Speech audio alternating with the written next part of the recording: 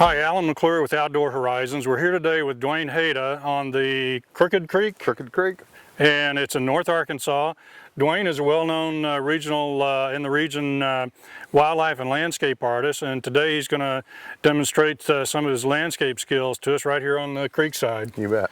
We're going to do a plein air painting is what that's referred to, and that's going out and actually painting in the elements of a scene that we're looking at right here. So rather than take a picture and go back home and do it, you do it right on the spot. As opposed to working in the studio. And the advantage, this is how a lot of the old masters used to work, you know, pre-photography days, but it also allows you to, well, you sense it, okay? You're out here breathing it, you're hearing it, you're smelling it, and we're trying to capture that onto a canvas. So again, it helps you, I think. You don't paint as flat, which you tend to do if you're working strictly from photographs, so it's just a good exercise in painting out in fresh air in the elements. Okay, we've selected a scene out here that we're going to use as our inspiration and subject matter, and the challenge of plein air painting is taking this entire world, or what you see out there in this world, and placing it into a 16 by 20 canvas. Now I use the aid of a little viewfinder, which is just basically a little square, and I can move it forward and back just to sort of size up the same dimensions as what I have here on a canvas.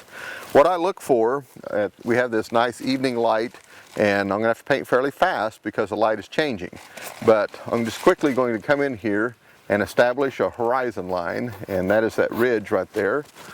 And then we have an opposing line that comes in, and I'm looking for changes in value and changes in texture and changes in color. Now the main center of interest, or the place where we want the viewer's eye to rest, is right here where the creek makes a little bend.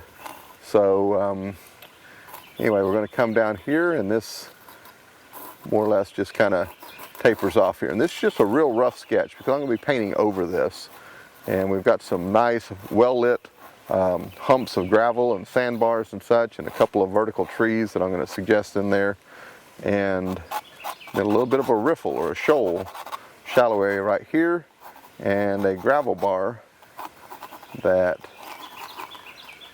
tapers in like that. So like any good painting, the composition pretty much leads to the rule of thirds, which is this central little area right in here. So that's just kind of a rough sketch, or a map, if you will, to kind of guide me and let me know where I'm going. Most painters have a tendency to get the sky a little too strong in value, but I'm going to just real quickly here establish with just a few quick strokes the sky. Now this sky, if you'll look in nature there, you get what we call atmospheric perspective, which means that the sky is actually lighter down at the horizon, and it gradually gets bluer or darker as it comes up. So I'm going to add a little more white right on the horizon line and blend that in. The paint that I'm using is golden open acrylics, and the reason I like these for painting plein air is that they behave much like oil paint in their opacity and smooth, buttery mixing and working of the colors, but they're also a water base, so they clean up nicely, and just has really both the best worlds, I believe. Okay, I'm looking at that far hill and trying to determine what color that is and also what value that is. It's fairly dark back there, and I'm going to test that right there. That's a mixture of ultramarine blue with a little bit of chromium oxide green in it, and just going to roll that. We don't want to concern ourselves too much with details in the beginning with an impressionistic landscape painting. We want to block in. This is the blocking in stage. We just want to block in large areas of color and value, establish a value pattern. And this really is pretty simple. Someone explained it one time, all this is like putting a big puzzle together. You're just putting the right piece in the right place, and it has the right texture, value, and color, and the right shape. And if you can do all that, you can paint. Sounds easy, right?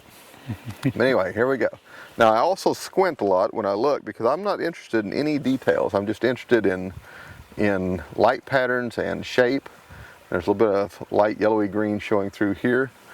And we've got to come over here quickly and establish some very light lights, yellowy.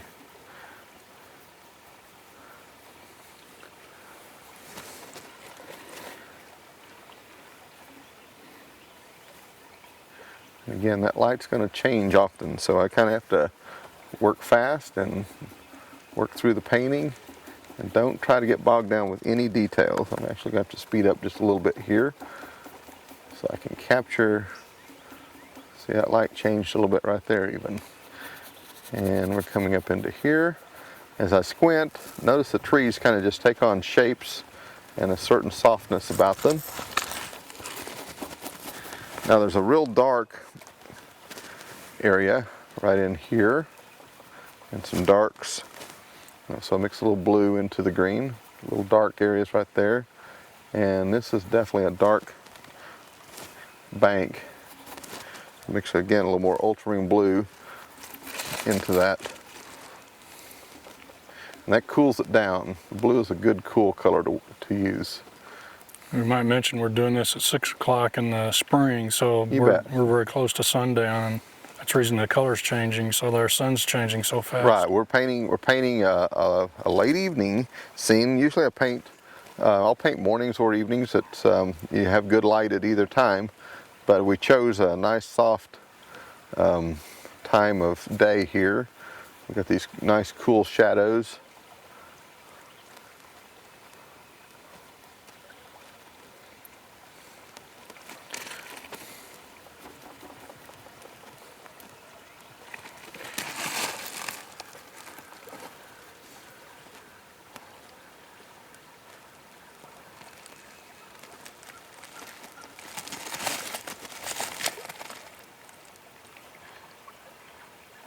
A little bit of openings in the trees up here, so I'm going to kind of soften that up a little bit up there. And again, these golden acrylics, they'll kind of dry a little bit, and you get kind of a nice pull feel, if you know what I'm referring to on the paint. You can feel it work with the canvas. Mm-hmm. And okay, there's a nice little scene. We got a couple of floaters coming through.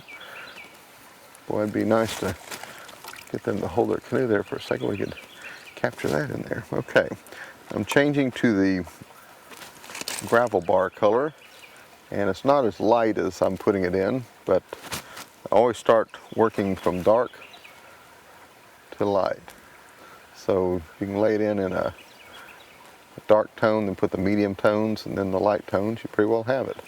And again, I'm not painting every one of those little gravel pieces. What I'm doing is just suggesting the overall shape. You know, what's the essence of this thing? What is it? What is that shape? Okay, we've got a nice gravel bar that comes out here, and then we have some of the same color repeated over here.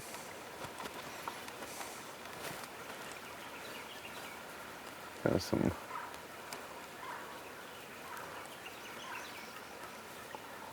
color going on right there.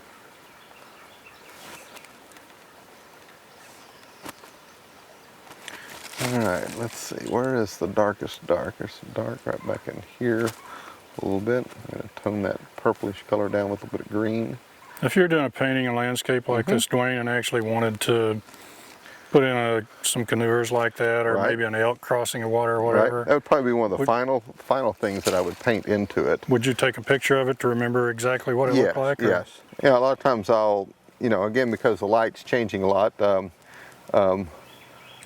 many times these are just studies that I'm doing out here on location, but sometimes they do have a really nice captured feel to them, and they'll work in them, into finished paintings. But a lot of times I'll take this piece, this study, back into the studio, and maybe also take a nice little reference photo here, and from the combination of the two, do a larger piece that is very accurate to the location and the scene that you see before you. Okay, now I'm looking at that water, and it's got a dark, strong, bluish green coloration to it here. And I got a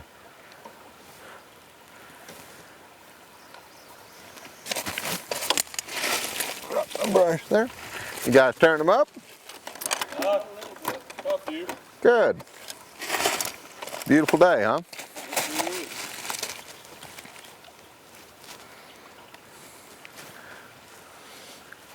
So I'm going to put a little more green out in there and come back and, let's see, a lot more green down in here.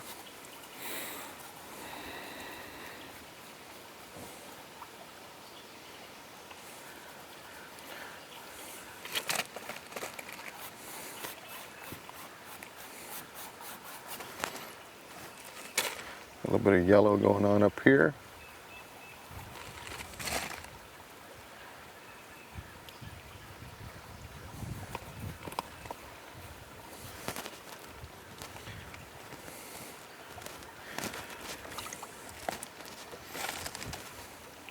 But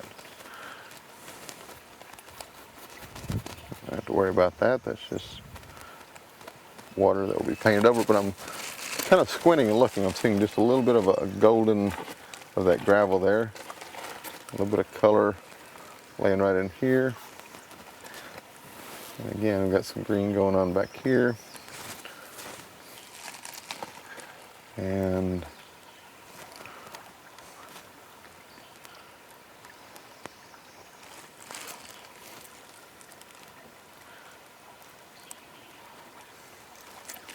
just looking for patterns of light and dark. And now here's one of the things too, when you're painting the water, keep your brush strokes very horizontal. Water is always, you know, you pour a glass of water, it doesn't hold up at an angle, it lays flat. So that's one of the things I see a lot of times in people's paintings is their water standing up like you'd walk into it.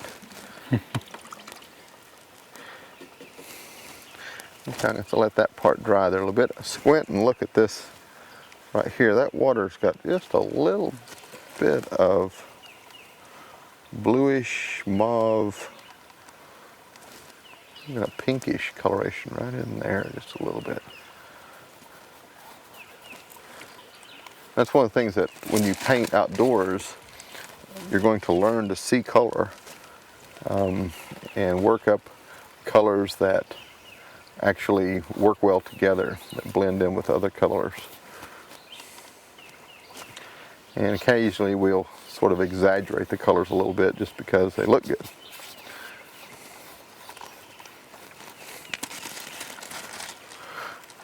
Real bright down in here. One of the things I will do, you know, I don't know if I'll necessarily consider this a finished painting when I'm done. It's a study more than anything, but occasionally they do really turn out nice, and I sell them as finished pieces. But a lot of times I will take this plus a photo I take for a reference and go back into the studio then and build on this piece. And I always find that the experience I've had out here has been very valuable, though, to see what the true colors and the light and all those things are. So in house builder terminology, this is kind of putting up the frame for the finished piece. This is, we got some color going on back here that's not.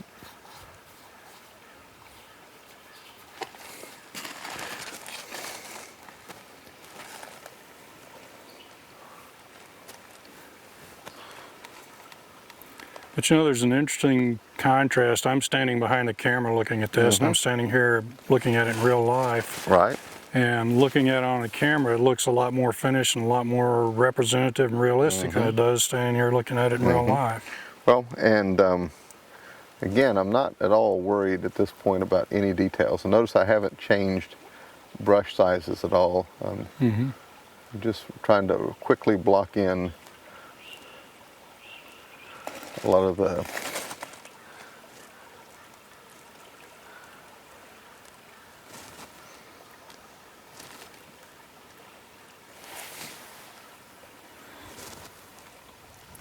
Well, that sinking sun does tricks in a hurry, doesn't Oh, it? it does. Changes the light. Yeah.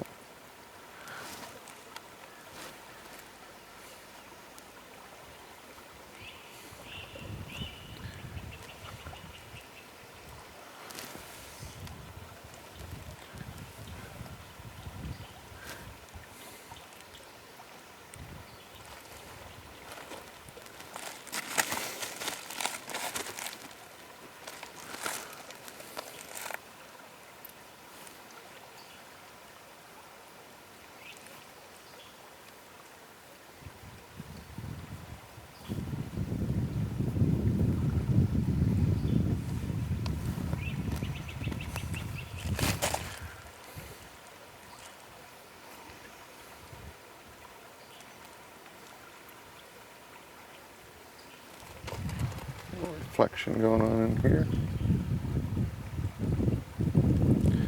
A bit of yellow back over here.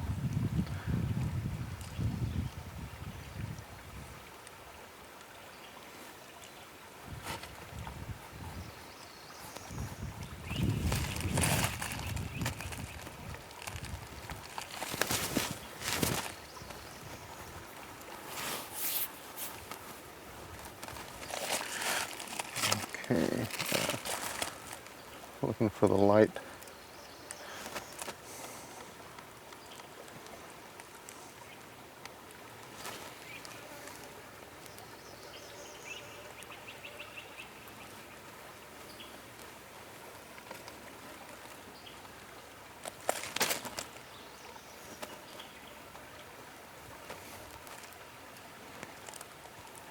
Now, where did you learn painting, Duane? Did you do this in school or just pick it up I on your didn't own? have any training at all. All the little rural schools I went to growing up around this area did not offer art at all.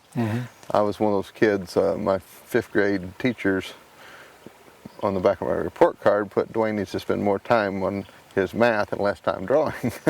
They didn't know how to deal with me. I was one of those kids that obviously had some intelligence anyway, but was bored with most things that did not interest me, and painting definitely interests me, but they weren't teaching any painting. But I did go on and get a degree in art education, taught high school art for a while, teach a lot of workshops. I teach at various universities from time to time as a artist in residence or guest professor and such to teach workshops or various things, and find it very, very enjoyable. Get a strong light coming right in here. It's a fairly thick, opaque paint going on right here.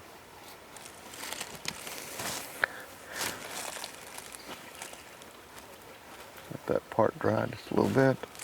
Okay, we're going to switch brushes here. And I don't want to get too detailed, but I'm going to get down into a little smaller brush. I see a nice tree up there. And it's kind of what color is that? It's got a little brownish color, but that's a purple and orange mix, I believe. And it's a nice diagonal that comes off the side of the bank right there.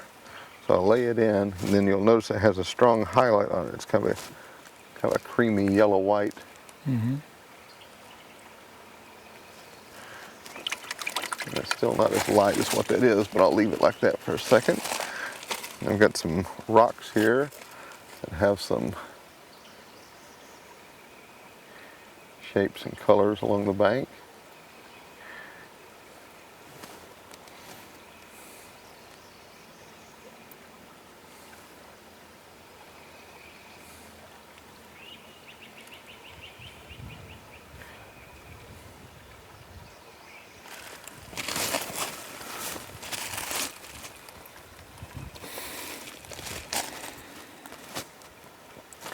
Again, the things that I do for the Game and Fish Commission are totally different than this, but this is kind of fun painting, to get out here and just look and let the light, just respond to the light and the shapes that I see happening in the river.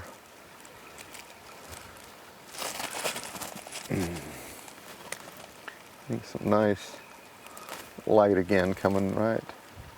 So are most of your landscape like this the kind of looser, more The plein air. impressionistic? I'm going more towards that. I don't know. It's I think as more and more the public becomes more art educated as to styles of painting and such, I find in the West especially, plein air painting is just taking the art world by storm. He's sticking up there, the light's catching on. Got a really nice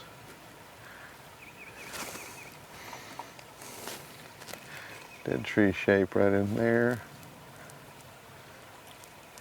Again, all I'm doing is suggesting the shape of this. I'm not trying to get real exact on anything here at this point, because as soon as I get bogged down in details, it's going to make it a very tight painting.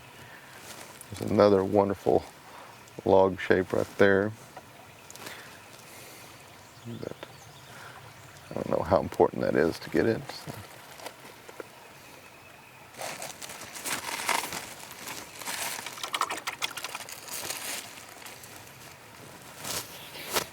Okay, we need to put a few suggestions of rock shapes here, just little textures.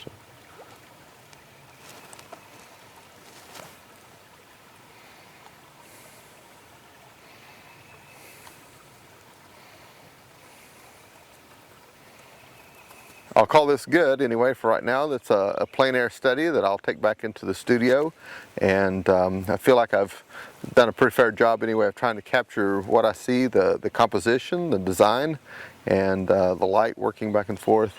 And anyway, good day to paint out here on Crooked Creek, and it's the end of a good day, and nice painting that I'll, again, this is a study, a plein air study, and then I'll work up a finished piece, and it'll be good.